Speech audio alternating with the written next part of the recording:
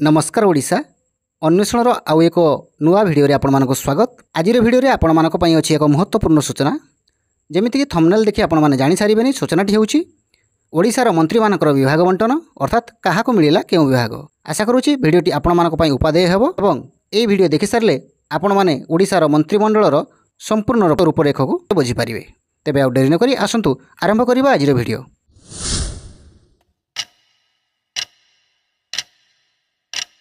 सर्वप्रथमे ओडिशार नूतन मुख्यमंत्री श्री मोहन चरण माझी से मुख्यमंत्री हेबा सहित गृह विभाग, अर्थ विभाग, साधारण प्रशासन और जन अभियोग विभाग, सूचना और लोकसंपर्क विभाग, जल संपद विभाग, योजना और समन्वय विभाग एवं आवंटित होई नथिबा अन्य समस्त विभाग मंत्री रूप में कार्य करेंगे मुख्यमंत्री श्री मोहन चरण माझी।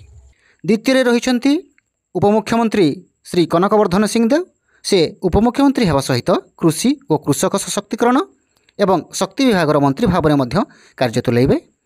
तृतीय रही आउ जड़े उपमुख्यमंत्री श्रीमती प्रभाती परिडा से महिला और शिशु विकास, मिशन शक्ति एवं पर्यटन विभाग मंत्री रूप में कार्य तुलाइबे।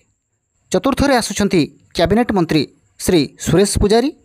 श्री सुरेश पुजारी राजस्व और विपर्यय परिचालना भली एक गुरुत्वपूर्ण विभाग मंत्री भाव में कार्य तुलाइबे। पंचम आसुचंती आउ जड़े कैबिनेट मंत्री श्री पृथ्वीराज हरिचंदन। श्री हरिचंदन आईन, पूर्त और अबकारी विभाग मंत्री रूप में कार्यभार संभाळिबे। षष्ठ डाक्टर कृष्णचंद्र महापात्र चलित सरकार रे आउ जड़े कैबिनेट मंत्री से गृह और नगर उन्नयन विभाग एवं साधारण अभियोग विभाग मंत्री रूप में कार्यभार संभाळिबे। सप्तम श्री कृष्णचंद्र पात्र अन्य जड़े कैबिनेट मंत्री जे कि खाद्य जोगाण और खाउटी कल्याण तथा विज्ञान और वैषयिक विभाग मंत्री भाव में कार्य तुलाइबे। एठी आपण मानकु कहि रखे एही मंत्री मानकर शिक्षागत योग्यता, बयस, तांको विषय रे संपूर्ण तथ्य जदि आपण माने जानिबा को इच्छुक अछंती ताहले डिस्क्रिप्शन ले लिंक अछि, से लिंक को जाई मोर आउ गोटे वीडियो रे आपण माने से बाबद रे संपूर्ण तथ्य जानि परिबे। अष्टम रे आसुचंती आउ जने कैबिनेट मंत्री श्री रवि नारायण नायक। श्री नायक ग्राम उन्नयन, पंचायत राज और पानीय जल विभाग मंत्री रूप में कार्यभार संभाळिबे। नवम आसुचंती कैबिनेट मंत्री श्री नित्यानंद गंड से विद्यालय और गणशिक्षा, अनुसूचित जाति और जनजाति उन्नयन तथा पछुआ वर्ग विभाग मंत्री रूप में कार्य तुलाइबे। दशम आसुचंती कैबिनेट मंत्री विभूति भूषण जेना जे कि वाणिज्य और परिवहन, इस्पात और खनि विभाग मंत्री भाव में कार्यभार संभाळिबे।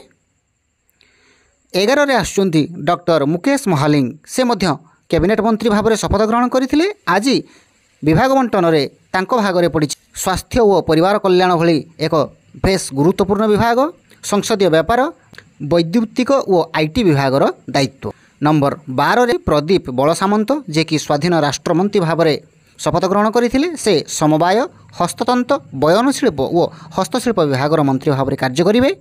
नंबर 13 आसुचंती सूर्यवंशी सूरज जे कि स्वाधीन राष्ट्रमंत्री भाव में उच्च शिक्षा, क्रीड़ा और युव व्यापार, ओडिया भाषा साहित्य संस्कृति विभाग मंत्री भाव में कार्यभार संभाळिबे। नंबर 14 आसुचंती श्री संपद चंद्र स्वाई से मध्य स्वाधीन राष्ट्रमंत्री भाव में शिल्प, दक्षता विकास, वैषयिक शिक्षा विभाग मंत्री भाव में कार्यभार संभाळिबे। नंबर 15 आसुचंती श्री गोकुलानंद मल्लिक से मत्स्य और पशु संपद विकास, अति क्षुद्र और मध्यम उद्योग विभाग स्वाधीन राष्ट्रमंत्री भाव में कार्यभार संभाळिबे। नंबर 16 तथा शेष आसुचंती इंजीनियर गणेश राम सिंह खुंटिया जे कि जंगल, परिवेश, जलवायु परिवर्तन, श्रम और नियुक्ति, राज्य बीमा विभाग स्वाधीन राष्ट्रमंत्री भाव में कार्यभार संभाळिबे।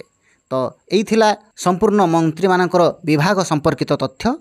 आशा करुछि आपण मानकु भिडियोटी भल लागिथिबो।